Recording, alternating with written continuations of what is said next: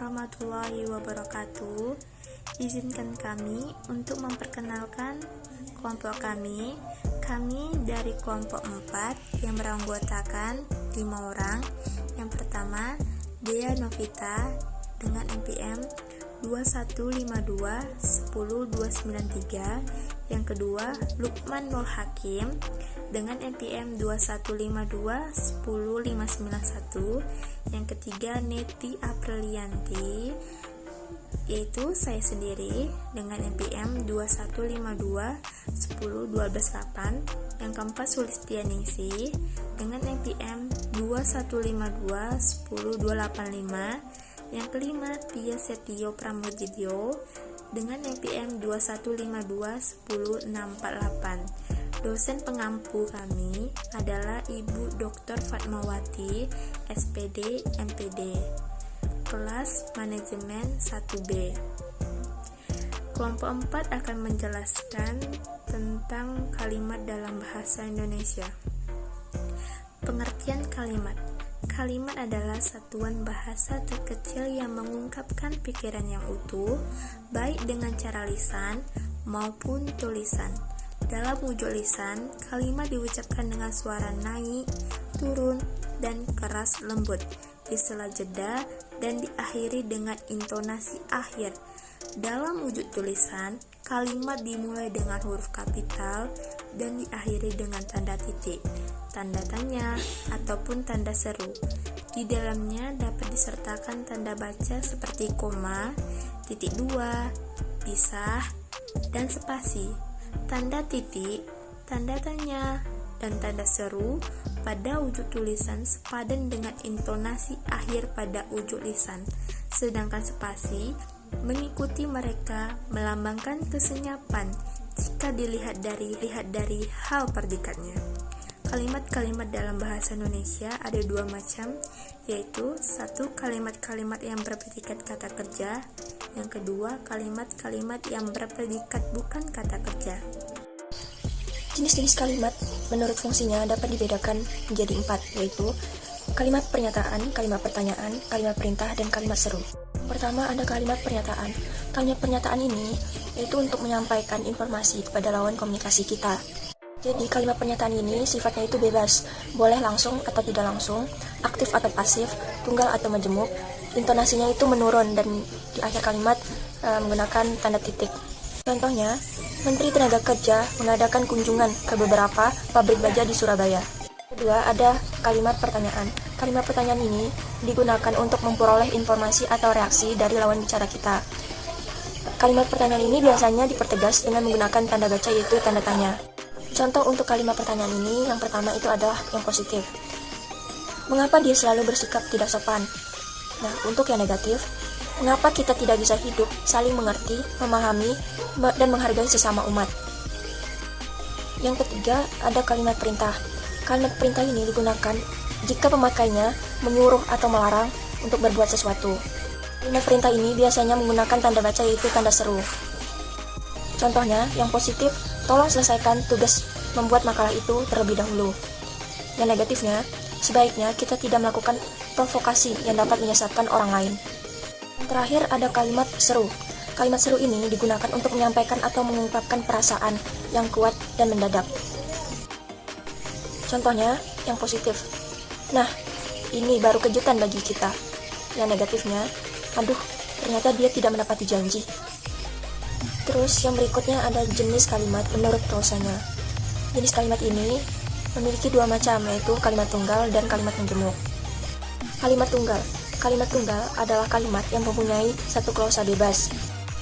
Kalimat tunggal dapat dipilih menjadi 4 macam yang diberi nama atau label tambahan sesuai jenis kata atau frasanya, yaitu nominal, adjektiva, verbal, dan numeral.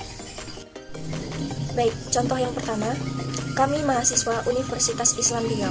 Itu adalah contoh kalimat nominal. Yang kedua, jawaban anak pintar itu sangat tepat. Itu adalah contoh kalimat dari adjektiva. Yang ketiga, sapi-sapi sedang merumput. Itu adalah contoh kalimat verbal.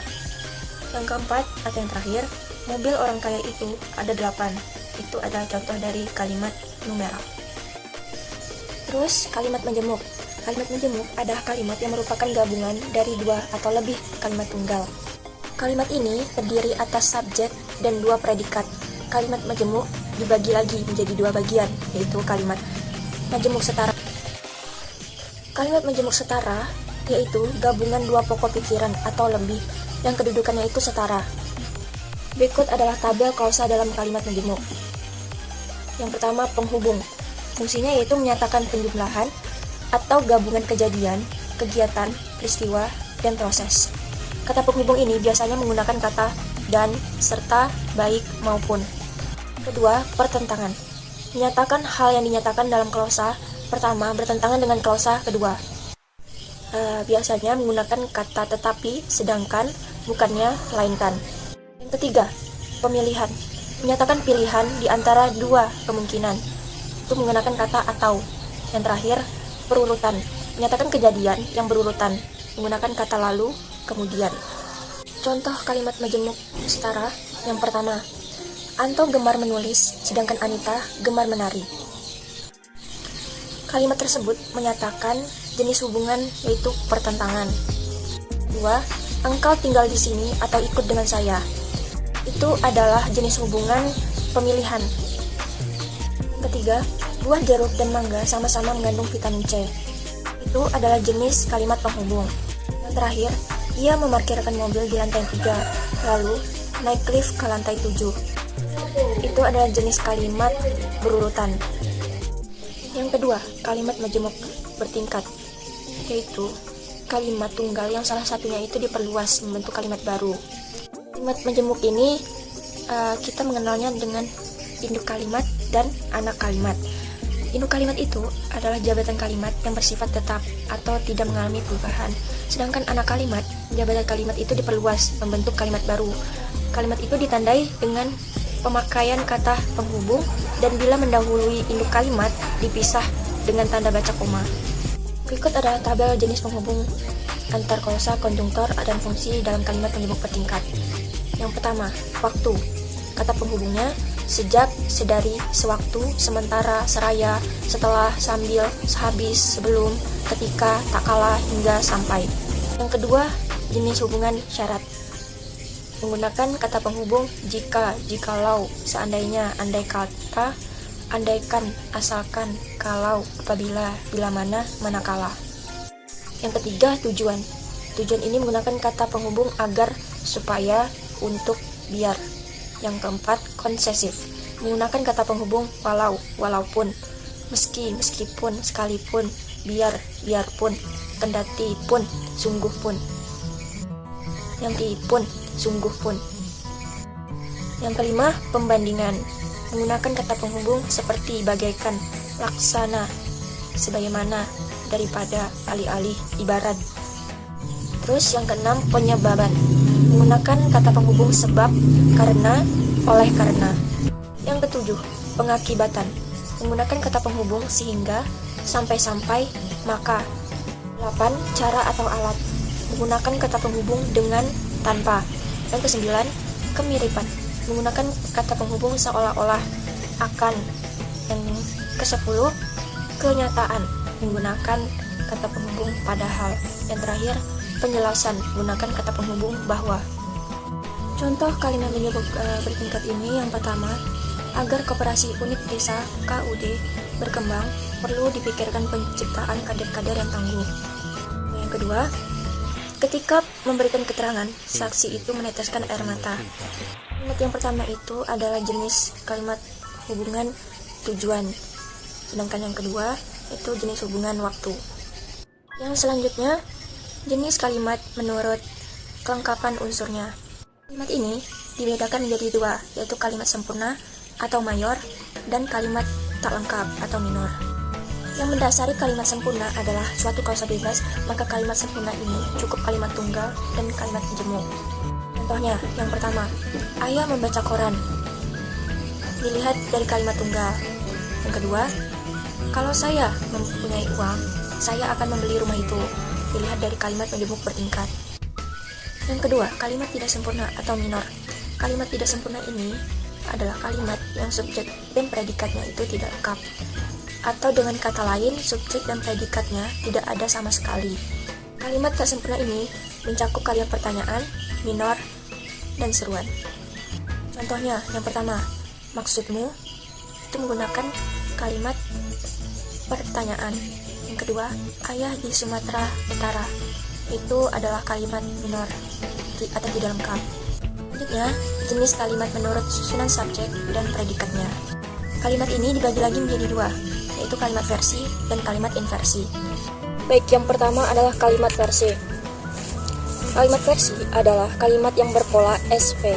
Kalimat ini bisa dikatakan sama dengan kalimat tunggal, karena sama-sama memiliki satu klausa. Contohnya, dokter menangani pasien itu dengan baik. Kedua ada kalimat inversi. Kalimat ini adalah kalimat yang P-nya itu mendahului S. Jadi, polanya itu adalah PS. Matikan televisi itu. Yang selanjutnya, kalimat menurut sifat hubungan aktor aksi. Jadi, dipandang dari hubungan aktor aksi, maka kalimat ini dibagi menjadi 4, yaitu kalimat aktif, kalimat pasif, kalimat medial, dan kalimat resiprokal. Yang pertama, kalimat aktif. Kalimat aktif ini adalah kalimat yang subjeknya sebagai pelaku atau aktor. Kalimat aktif ini umumnya berawalan me dan ber pada P-nya. Contohnya, yang pertama, Anto mengambil buah mangga.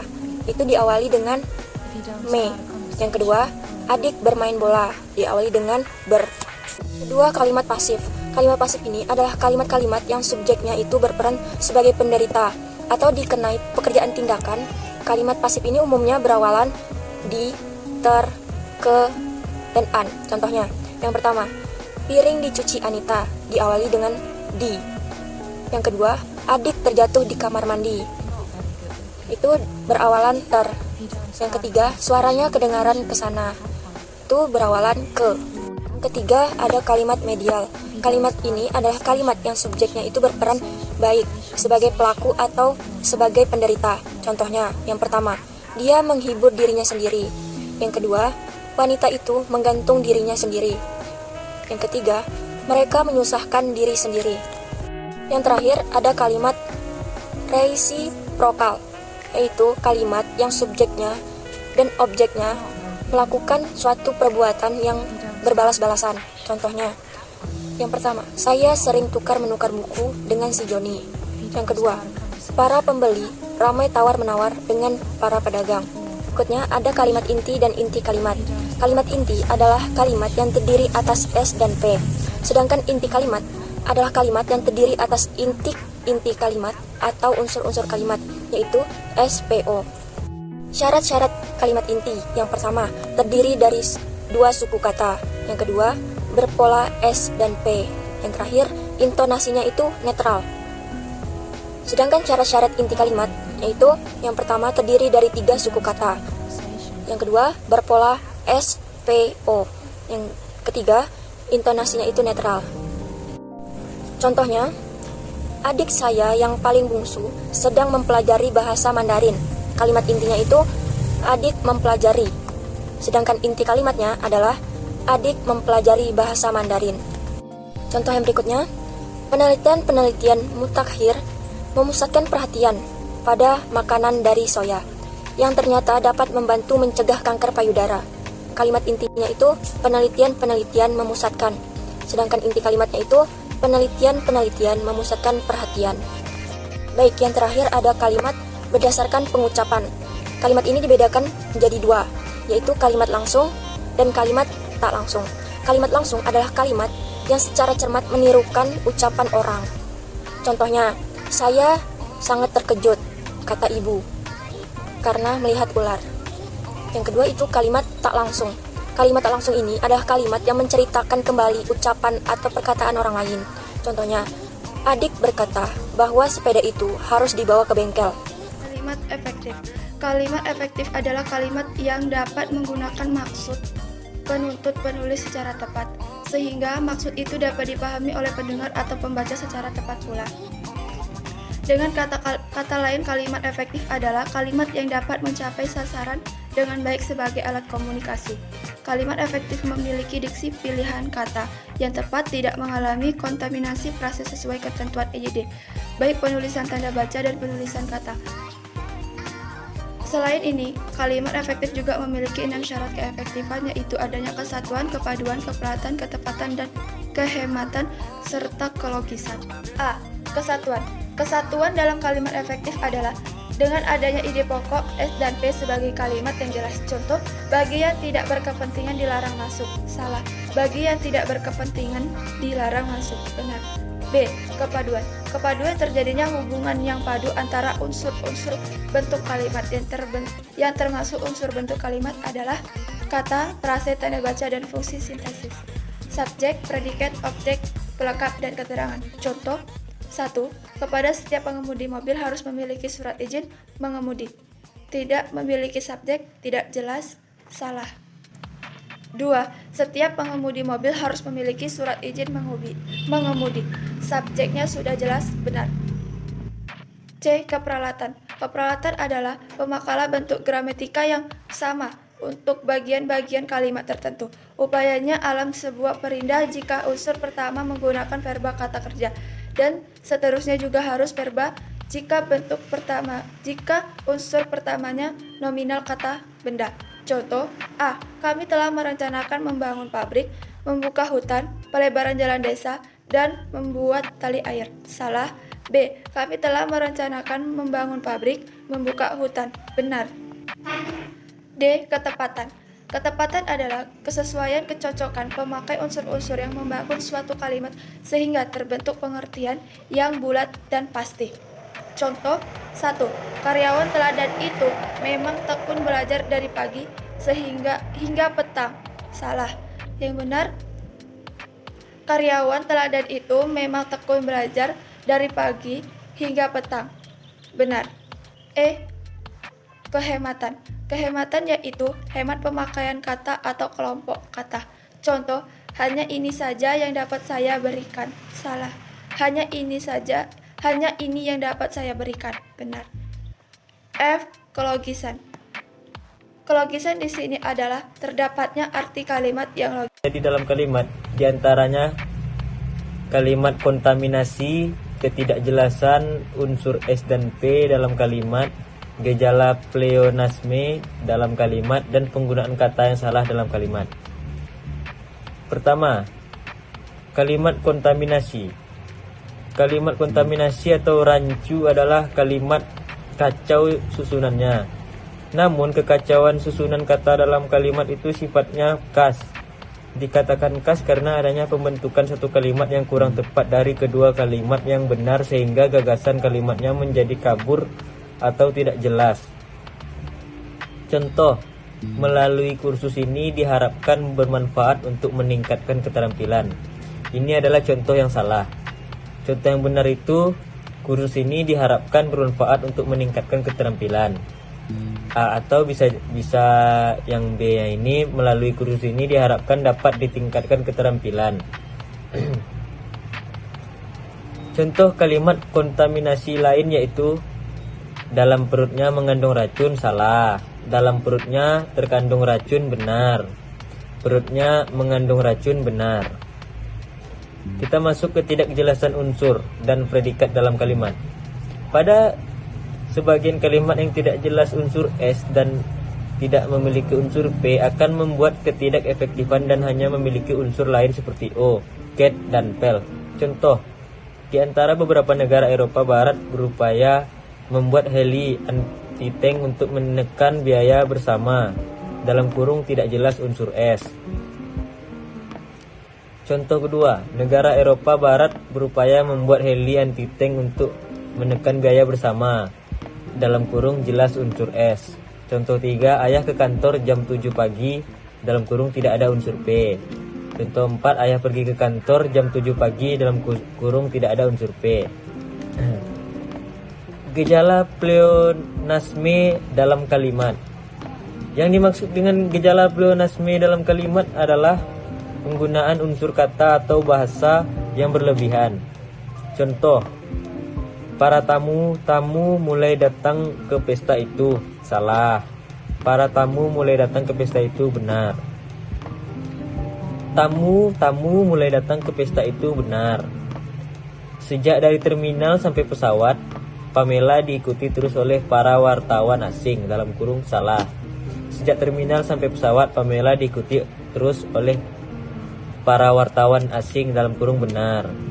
Dari terminal sampai pesawat, Pamela diikuti oleh para wartawan asing. Kalimat. Beberapa penggunaan kata yang salah dalam kalimat, diantaranya penggunaan kata kalau yang salah, penggunaan kata di yang salah, penggunaan kata daripada salah, dan pengulangan kata. Selanjutnya kita masuk ke penggunaan kata kalau yang salah. Kadang-kadang kita melihat pemakaian kata kalau yang kurang tepat sebagai unsur penghubung antara klausa seperti yang akan diperhatikan pada contoh di bawah ini. Kata kalau kita gunakan di depan klausa yang bersifat kondisional. Syarat isinya menyatakan sesuatu yang mungkin, namun dapat juga sesuatu yang tidak mungkin dilaksanakan atau mungkin tercapai dalam hal seperti yang disebutkan terakhir itu. Kata sambung kalau dapat diganti dengan kata lain yang menyatakan ketidakmungkinan itu, yaitu kata umpamanya, seandainya, andai kata, dan sekiranya. Contohnya adalah, kalau engkau bersungguh-sungguh belajar, engkau akan lulus dalam ujian nanti. Itu adalah contoh yang benar. Kalau engkau menjadi burung, biarlah aku menjadi dahan tempatmu bertengger. Itu adalah contoh yang salah. Kalimat klausa yang bersyarat itu berisi sesuatu yang mustahil.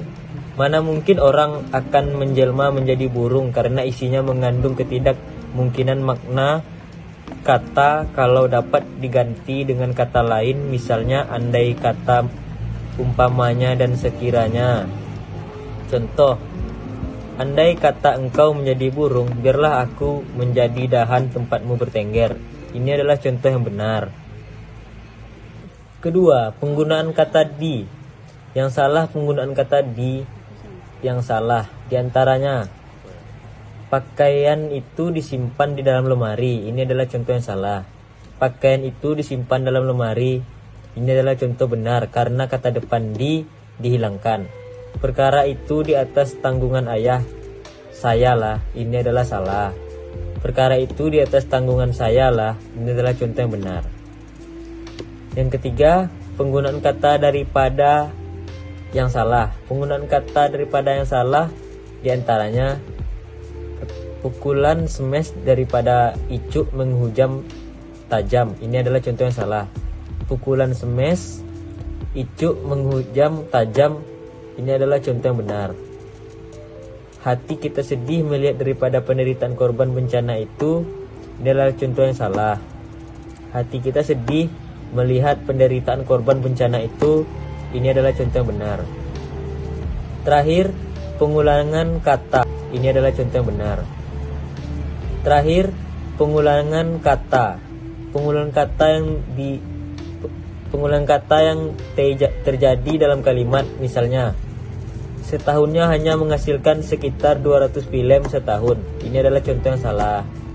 Setahunnya hanya menghasilkan 200 film. Ini baru contoh yang benar. Unsur kalimat. Yang pertama, subjek. Subjek adalah bagian kalimat yang menunjuk pada perilaku, tokoh, sosok, sesuatu hal atau suatu masalah yang menjadi pokok pembicaraan. Sebagian besar S diisi oleh kata benda atau prosa nominal, kata kerja atau prosa verbal, dan klausa.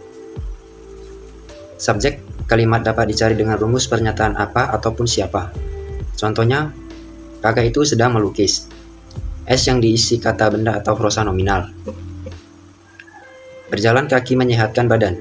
S yang diisi dengan kata kerja atau prosa verbal. Yang kedua ada predikat. Predikat adalah bagian kalimat yang memberitahu melakukan perbuatan, yaitu perilaku, tokoh atau sosok di dalam suatu kalimat. Satuan bentuk pengisian P dapat berupa kata atau prosa, namun sebagian besar berkelas verbal atau adjektif. Predikat dapat dicari dengan rumus pernyataan, bagaimana, mengapa, ataupun diapakan. Contohnya, ibu sedang tidur siang. P yang diisi dengan kata kerja atau prosa verbal. Soal ujian ini sulit sekali.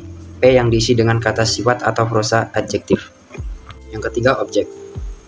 Objek merupakan bagian kalimat yang melengkapi predikat.